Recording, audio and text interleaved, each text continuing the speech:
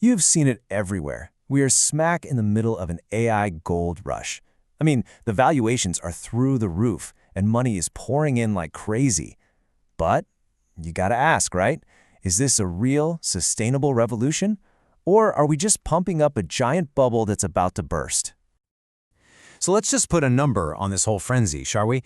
In just the last few years, US companies have poured a jaw-dropping $560 billion into artificial intelligence. That is a massive, massive bet on the future. Just, keep that number in your head for a second.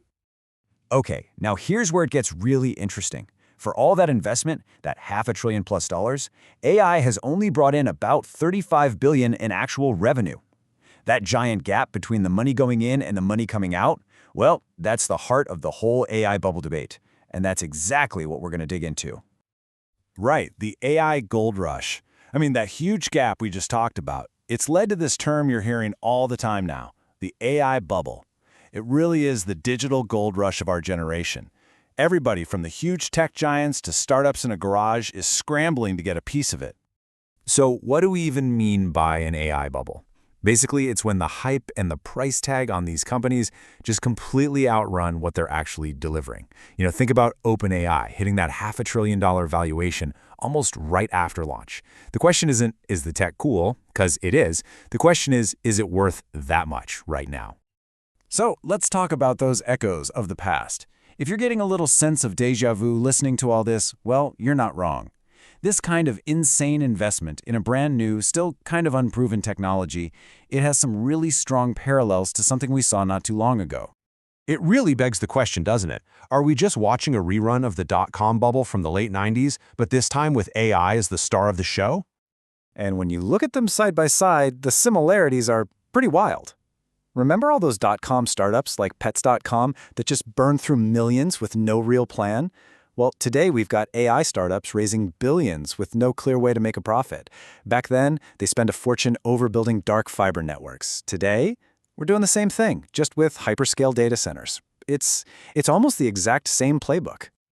All right, so moving on to the cracks beneath this surface. Because beyond just comparing it to the past, there are some pretty worrying signs in today's AI market that things might not be as stable as they look. We're seeing that same massive overspending on infrastructure for one, and it's tied to a lot of business models that just haven't been proven yet. Plus, data from the US Census Bureau suggests that user adoption, the number of people actually using these AI tools, is starting to slow down. And then there's this idea of financial fiction, these creative accounting tricks that might be hiding how much this AI race is truly costing. But the thing that really lit a fire under all these concerns was this bombshell study that came out of MIT in September 2025. What it found was so blunt, so stark, that it sent shockwaves through the entire global market. And get this, the MIT study found that 95% of companies saw zero return on their AI investments. Let me just say that again, 95% got nothing back. This one piece of news reportedly wiped $1 trillion off the market in just a few days.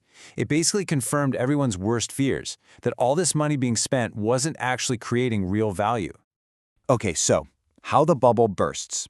If we assume this thing is real, the big question stops being if it will pop and starts being what will be the pin that pops it? What could actually trigger a huge correction in the AI market? Well, history shows us it's usually not just one thing. It could be a bigger economic downturn. Interest rates go up and suddenly those super risky AI bets don't look so good. Or it could just be a collective aha moment where everyone realizes these business models don't work. Or, hey, maybe some new government rules come out of nowhere and completely change the game. And the financial historian Jeremy Grantham really summed it up perfectly. He said that while you can never predict the exact trigger, the pattern is always the same. A sudden, sharp change in the economy or just how investors are feeling is what sets off these huge market corrections. But what about life after the pop? Here's the thing. A bubble bursting isn't always the end of the story. It could actually be the beginning of something much more stable and, frankly, more useful. So what would that even look like? So, look, first things first, it would be painful, no doubt about it. You'd see a big industry shakeout. The companies with weaker ideas would probably go under, which means layoffs and mergers as all that hype finally evaporates. But, and this is the really fascinating part, out of that rubble, a whole new landscape starts to form. All that super expensive infrastructure that was built during the boom, the data centers, all the GPUs, it suddenly gets a whole lot cheaper. And that opens the door for a brand new wave of innovators, people who are focused on building things that have real value, not just chasing hype. And that brings us right back to our dot-com comparison, doesn't it? The wreckage of the AI boom could become the foundation for the next huge leap in technology. It's just like how all that dark fiber they laid in the 90s ended up becoming the literal backbone of the internet we use today. So it kind of leaves us with this final, big idea to chew on. Is a bubble just a failure? Or is it something else? Like a really messy, really expensive first draft of the future? Maybe the AI bubble, if it does burst, isn't a sign that the technology failed. Maybe it's just a necessary step, a chaotic but essential one, on the way to building what comes next. What do you think?